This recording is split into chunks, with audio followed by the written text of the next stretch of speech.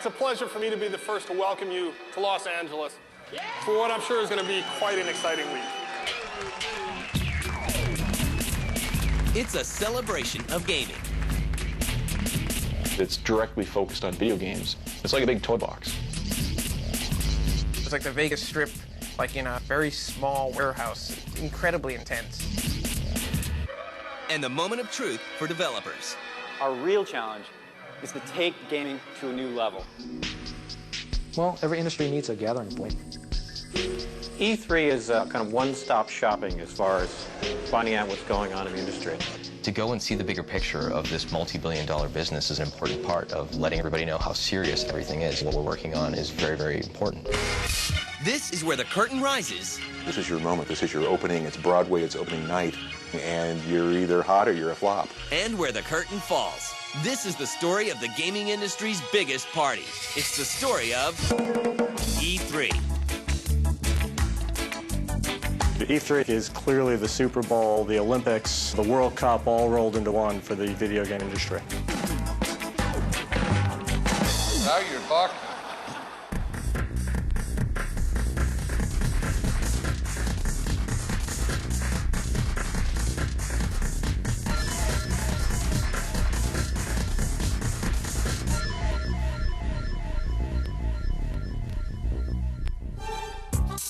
Every industry needs a trade show. Greetings and welcome to the 1986 Winter Consumer Electronics Show. A place for vendors to meet with buyers. A place to decide which innovative idea will become a successful product and which will never see the light of day. As a fledgling medium, the video game industry had to live under the wing of an established conference. Historically, it had been part of the Consumer Electronics Show, the huge show held in Las Vegas every January. For a long time, the games business was an afterthought to the consumer electronics industry. So we were kind of a sideshow. We were P.T. Barnum off in a side tent. You know, they were always kind of in the worst pavilion. You had to like walk past all these car stereos to get to the games. You know, it was cool when you went to it because you got to see all these new games, but you definitely didn't feel like you were the reason for the show. Now we have something very small. But treated very much as a stepchild, not as the showcase, the centerpiece. It's just amazing that technology can be put into this small box. The game industry had become an increasingly large part of the show. Thanks to some big games, like Tomb Raider, which is first introduced to the public at CES. Tomb Raider was very much a hidden treasure. We went to the Consumer Electronics Show, and we had a full array of games, and one of them happened to be Tomb Raider with this character, Lara Croft. And we displayed it, and the buzz was amazing. Literally, the game took off. The show was such an amazing event in terms of the game being so well received that everyone started to realize, wow, there's an amazing game over at the IDOS booth. Like the swarm of bees, everyone kind of descended upon our booth, saw this amazing technology, true 3D environments, saw amazing animations, saw the first true female lead character in gaming. By 1995, game journalist Pat Farrell sees the need for a 100% game-only trade show and quickly shops the idea around the industry. Pat Farrell was one of the very key people who helped create E3. He worked for a company called Infotainment World, which published a number of game publications, and they were real passionate about the industry. And the industry, frankly, felt that it had reached a point of critical mass where it could support a show of its own and deserved a show of its own. We formed a small group and sort of battled our way, hired some outside talent that was good at the show organization standpoint. We meet a couple times a year to talk over issues, but when we did launch the show, it turned out to be the most successful single opening of a new trade show in the United States history. In the spring of 1995, the very first E3 is held in Los Angeles, California. I remember I had plans to go to CES, and then Nintendo dropped out, and then, you know, Sega dropped out, and it was like, what's going on? And then there's this new game show. And I was like, ooh, what's this? Oh, it's in LA. The evolution of that, it was amazing how fast it happened. It wasn't like E3 had to go through a couple years before everyone accepted it. It was like people have been waiting for E3, and when it happened, they dropped CES like a stone and went straight to E3. In its inaugural year, nearly 40,000 people attend the expo. Highlights include the unveiling of the new Sony PlayStation and Sega Saturn consoles. So E3 was created to create a dedicated event that would highlight and showcase the best of interactive entertainment. I grew up wanting to go to CES, you know, reading about how CES was cool and how all the new games were showing off at CES, and I dreamt about going, and then I finally got to go to CES once. Then all of a sudden the next year it was like, oh, now there's this thing E3, and I'm like, well, all right. For us to split off and make our own show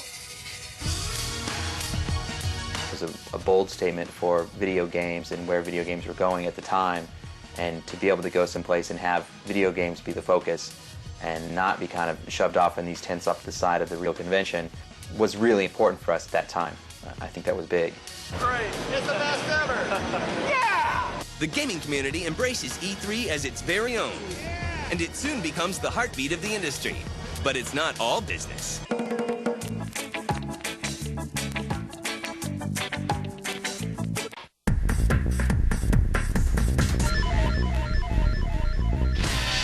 In the spring of 1995, the debut of the very first E3 in Los Angeles is by all accounts a huge success and a great time. The first E3, like, I was actually still working at I wasn't at a game magazine yet. I was like the gaming editor at a Macintosh magazine.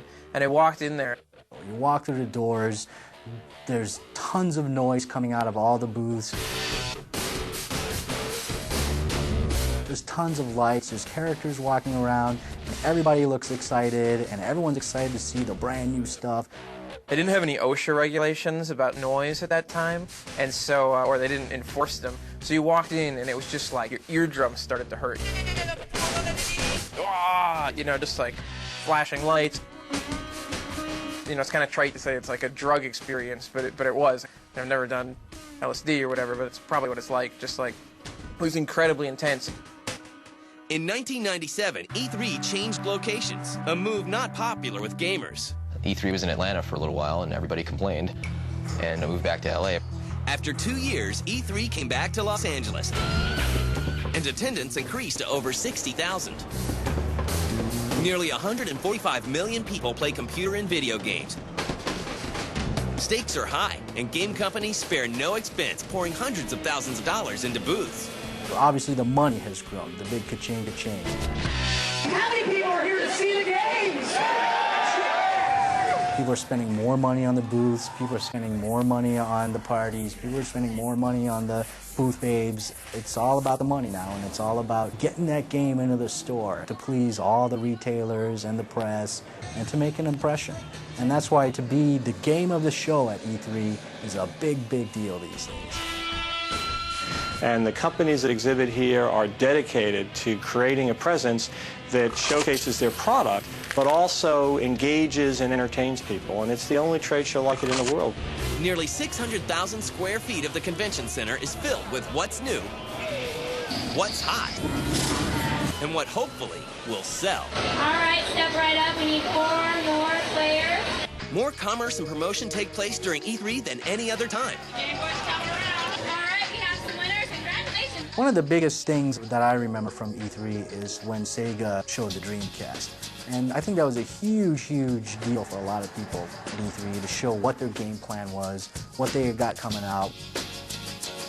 Then, as I went to other ones, you know, the PS2 launch is very exciting. GameCube launch was very exciting.